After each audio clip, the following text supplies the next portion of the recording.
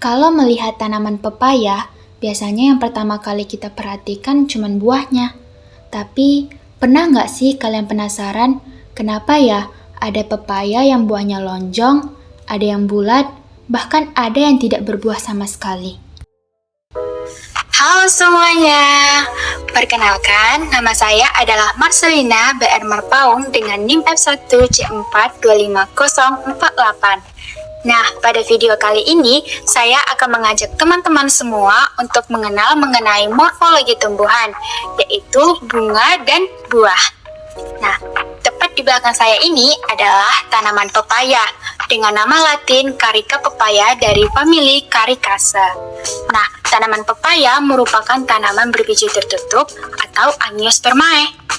Pepaya hidup di daerah yang tropis, sehingga banyak kita temukan di daerah Indonesia. Selain mudah dibudidayakan, pepaya juga banyak dikonsumsi oleh masyarakat Indonesia karena memiliki rasa yang manis dan kandungan gizi yang baik bagi tubuh. Nah, untuk itu, tonton video ini sampai habis ya. Bunga adalah alat reproduksi generatif pada tumbuhan yang berfungsi dalam proses penyerbukan dan pembuahan. Sedangkan buah adalah bagian dari tumbuhan yang terbentuk dari bakal buah setelah terjadi proses pembuahan.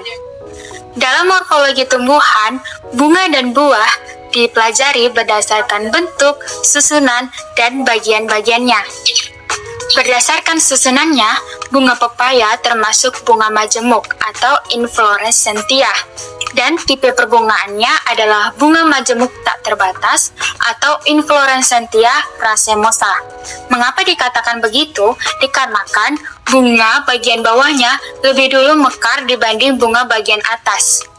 Pada tanaman pepaya sendiri, bentuk bunganya mengalami modifikasi sesuai dengan fungsi reproduksinya. Tanaman pepaya memiliki 3 jenis bunga. Yang pertama ada bunga jantan, kedua ada bunga betina, dan yang ketiga adalah bunga sempurna atau hermaprodit. Bunga jantan memiliki tangkai bunga yang panjang dan terdiri dari banyak bunga dalam satu cabang. Pada bunga jantan sendiri, terdapat beberapa bagian seperti tangkai bunga, kelopak bunga yang menutupi bagian dalam bunga, serta benang sari yang terdiri dari kepala sari, tangkai sari, dan serbuk sari.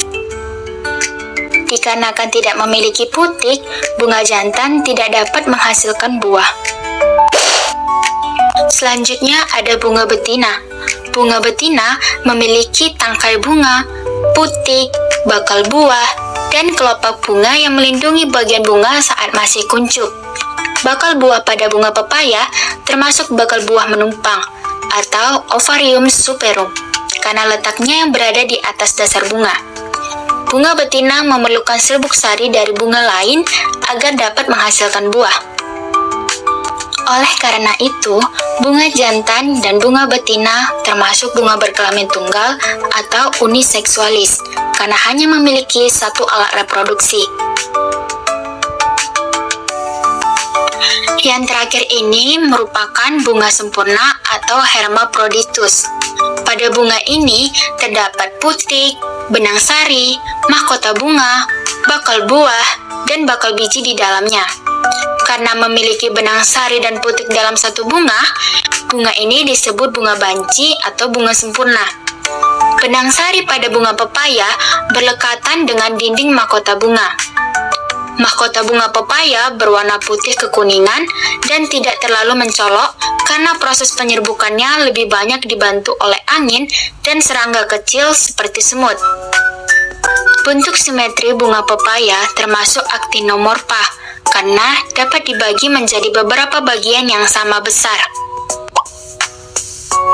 Nah, berdasarkan penyebaran kelaminnya, pepaya termasuk tumbuhan poligami, yaitu dalam satu populasi dapat ditemukan bunga jantan, bunga betina, dan bunga hermaprodit. Sekarang kita masuk ke morfologi buah pepaya. Buah pepaya merupakan buah sejati tunggal karena terbentuk dari satu bakal buah pada satu bunga. Jenis dinding buah pepaya adalah berdaging dan termasuk tipe pepo. yaitu tipe buah berdaging dengan kulit luar yang agak tebal dan memiliki banyak biji di bagian tengah buahnya. Untuk melihat struktur bagian dalamnya, buah pepaya akan kita belah secara membujur agar bagian-bagian buahnya dapat terlihat lebih jelas. Pada buah pepaya sendiri, terdapat 3 bagian utama penyusunnya. Ada eksokap, mesokap, dan endokap. Bagian eksokap merupakan kulit bagian luar buah. Mesokap merupakan bagian daging buah yang biasanya kita konsumsi. Dan endokap merupakan lapisan bagian dalam yang membungkus biji. Nah, kita bisa lihat pada bagian tengah buah terlihat banyak biji pepaya yang nantinya dapat digunakan sebagai alat perkembangbiakan generatif. Nah, dari semua pembahasan kita tadi, kita mengetahui bahwa tanaman pepaya memiliki morfologi yang lengkap dan menarik untuk kita pelajari. Mulai dari bagian jenis bunganya, bagian-bagian bunganya, hingga struktur buahnya yang memiliki fungsinya masing-masing. Nah, dari morfologi tumbuhan, kita mengetahui bagaimana sih tumbuhan itu tumbuh dan berkembang. Nah, kita sudah sampai di akhir video.